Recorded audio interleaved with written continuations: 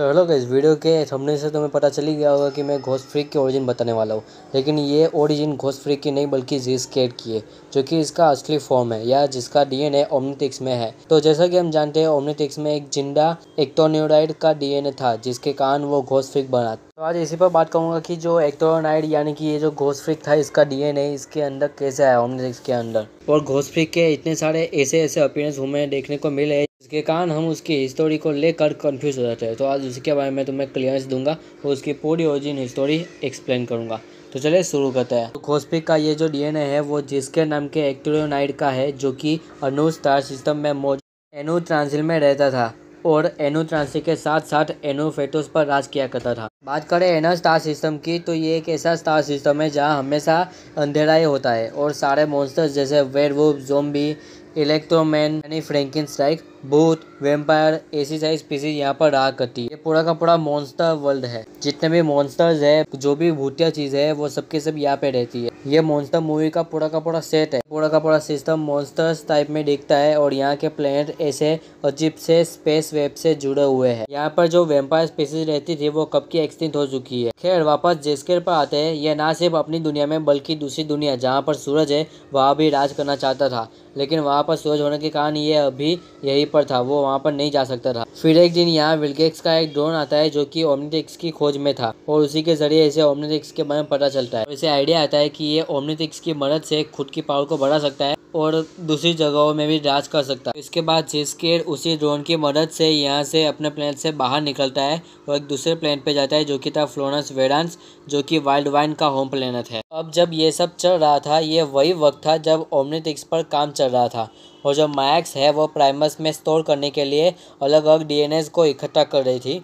तभी वो इस प्लेनेट पे आती है और वाइल्ड वाइन का डीएनए लेने के लिए। अभी ज़ी-स्केयर उसी वाइल्ड वाइन को पोजेस करता है जो जिसका डीएनए मायक्स ले रही थी। इसके कारण मायक्स के पास दो अलग अलग डीएनए आ जाते हैं जिसके बारे में उसे खुद को पता नहीं था और बाद में ये प्राइमस के अंदर चला जाता है। कुछ टाइम बाद इसका जो डीएनए है वो ओमनिट्रिक्स में जाता है और वो अपनी कॉन्शियसनेस को उसे अपनी पहली वाली बॉडी से निकाल कर ओमनिट्रिक्स में जो डीएनए था उसमें ट्रांसपोर्ट कर देता है और अपने डीएनए के कारण अब ज़ी-स्केयर प्राइमस से निकल कर ओमनिट्रिक्स में आ जाता है, लेकिन यहाँ पर वो फंस जाता है। सालों बाद ओमनिट्रिक्स बैन को मिलती है और वो बार बार घोस्ट फ्रीक को यूज़ करता है। अब जो ज़ी-स्केयर है वो ओमनिट्रिक्स में जिंदा था और बैन के बार बार यूज़ करने के कारण वो बैन की बॉडी पर यानी कि बैन जो घोस्ट फ्रीक बनता था उसकी बॉडी पर काबू करने लगता है, क्योंकि वो जो बॉडी थी वो थी तो ज़ी-स्केयर की ही ना। फिर आगे घोस्ट फ्रीक आउट वाले एपिसोड में ज़ी-स्केयर है उसका कंट्रोल जो घोस्ट फ्रीक वाली बॉडी है उसके ऊपर बढ़ जाता है। आखिर में ओमनिट्रिक्स के बीप के कारण जो घोस्ट फ्रीक है वो अपने आप को बैन से अलग कर देता है और अब अलग होने के बाद जो घोस्ट फ्रीक है वो अपनी स्किन को फाड़ डालता है और उसमें से उसका असली फॉर्म निकलता है, यानी कि ज़ी-स्केयर। वो अपनी इस घोस्ट फ्रीक वाली बॉडी से इसी अर्थ पे आ जाता है और अब इसे बैन की बॉडी भी चाहिए थी जिससे जुड़कर वो धूप में जिंदा रह सके और अर्थ को रूल कर सके, लेकिन आखिर में बैन इसे ख़त्म कर देता है। लेकिन आगे इसके प्लेनेट से इसके साथी वेयरवुल्फ, डॉक्टर विक्टर और मम्मी आते हैं इसे वापस से जिंदा करने के लिए और अर्थ को क्रोडोनियन क्रिस्टल की शील्ड से ढक देते हैं, जिसके कारण अर्थ के ह्यूमन मॉन्स्टर में बन जाते हैं। लेकिन बैन इसे इस बार भी ख़त्म कर देता है। लेकिन एपिसोड के एंड में हमें जो घोस्ट फ्रीक है उसका डीएनए वापस से ओमनिट्रिक्स में आता हुआ दिखता है, लेकिन इस बार ये ज़ी-स्केयर के रूप में था, यानी कि ज़ी-स्केयर ने अपने आप को ओमनिट्रिक्स में वापस से ला दिया है और अब वो ओमनिट्रिक्स में वापस से जिंदा हो सकता है। पर जो बैन है वो इसे यूज़ नहीं करता और सीक्रेट ऑफ ओमनिट्रिक्स के इवेंट के बाद जो एज़मथ है वो प्राइमस में से इसका डीएनए ख़त्म कर देता है, यानी कि डिलीट कर देता है और अब इसका डीएनए ना तो ओमनिट्रिक्स में था ना ही प्राइमस पर। लेकिन जब यहाँ पर ये सब हो पाता, ज़ी-स्केयर प्राइमस में से वापस से जिंदा हो जाता है और वहाँ से भाग जाता है, जिसके बाद ये वापस आता है 11 साल वाले बैन के पास ताकि अपने और साथियों को बुलाकर अर्थ के लोगों को काबू कर सके।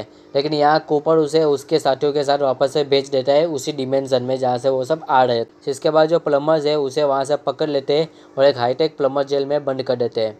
उसके बाद वहाँ पर आ जाता है विल की जो ज़ी-स्केयर है उसके पास प्राइमस और ओमनिट्रिक्स की कई सारी इन्फॉर्मेशन थी जो कि विल्गेक्स को चाहिए थी और उसके बदले में वो उसे उस जेल से छुड़वा देता है और इसी इन्फॉर्मेशन की वजह से जो विल्गेक्स है वो आगे प्राइमस पर पहुंचने की में कामयाब हो जाता है। खैर उस एपिसोड का अपने इस वाले वीडियो से कोई लेना देना नहीं। तो यहाँ पर जो विल्गेक्स है वो घोस्ट फ्रीक को आज़ाद करवा देता है, लेकिन अपने आप को आज़ाद करवाने के बाद भी जो घोस्ट फ्रीक है यानी कि ज़िस्केड वो विल्गेक्स के ही प्लेन पे हमला कर देता है। और यहाँ पर जो विल्गेक्स है वो बेन की मदद लेने जाता है और उसकी मदद से जो ज़िस्केड है उसे वापस से हरा देता है। बेन यहाँ उसे ख़त्म नहीं करता बल्कि उसे अपनी ओमनिट्रिक्स में कैद कर लेता है वापस से।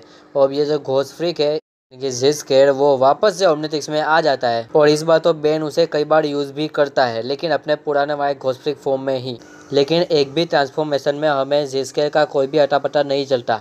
लेकिन ये तो ज़िस्केड है, मार्वल के लोकी की तरह वापस से जिंदा हो ही जाता है, वापस से आ ही जाता है। तो यहाँ पर मैं भी इसके चमचों ने इसे वापस से जिंदा किया होगा। कैसे, मुझे क्या, किसी को भी नहीं मालूम। और हाँ, इसका डीएनए ओमनिट्रिक्स में होने के बावजूद वापस से बाहरी दुनिया में जिंदा हो जाता है। लेकिन इसमें भी आखिर में जो बेन है उसे लेजेंडो मीन में जाकर हरा देता है। और अब की बात जो ज़िस्केड है वो लेजेंडो मीन में फंस जाता है, लेकिन यहीं पर वो यहाँ पर मौजूद मेना की मदद से वापस से अपने आप को ठीक करता है। और आगे जो डार्क स्टार है वो कुछ रिचुअल करता है, इसके चलते यहाँ का जो पोर्टल होता है जो कि लेजेंडो मीन से जुड़ता है वो खुल जाता है और इसी पोर्टल को जो ज़िस्केड है वो देख लेता है। इस एपिसोड के आखिर में ज़िस्केड लेजेंडो मीन से निकल जाता है और इस बार वो निकलने के साथ ही अर्थ पर मौजूद जो प्लम्बर हेडक्वार्टर था वहाँ पर जाता है और डॉक्टर विक्टर की बॉडी में किंग जोरियन था उसकी कॉन्शियसनेस को मार कर ये डॉक्टर विक्टर को वापस से लाता है। खैर, इस पूरे मामले को समझने के लिए तुम्हें अल्टीमेट एलियन का ये एपिसोड देखना होगा कि कैसे ये किंग विक्टर और डॉक्टर विक्टर का ये सारा मामला हुआ। देखना, मज़ा आएगा।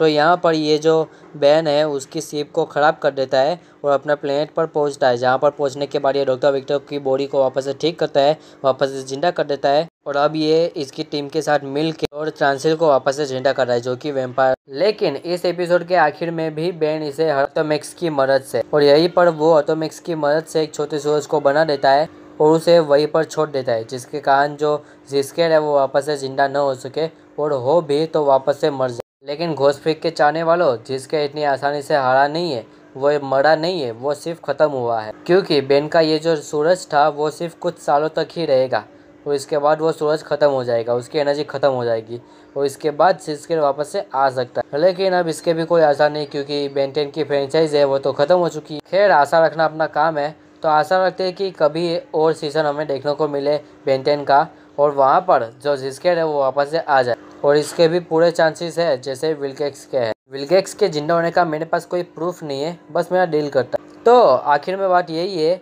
कि ये एपिसोड यहीं पे ख़त्म हो चुका है। तो यहीं पर ख़त्म होती है ज़िस्केड या घोस्ट फ्रीक की पूरी ओरिजिन हिस्ट्री। वीडियो अच्छा लगा तो लाइक करो, दो तीन वीडियो देख रहे हैं तो सब्सक्राइब करो और मिलते हैं अगले वीडियो में किसी नए टॉपिक के साथ, किसी नए एपिसोड के साथ इसी यूनिवर्स में। तब तक के लिए बाय बाय।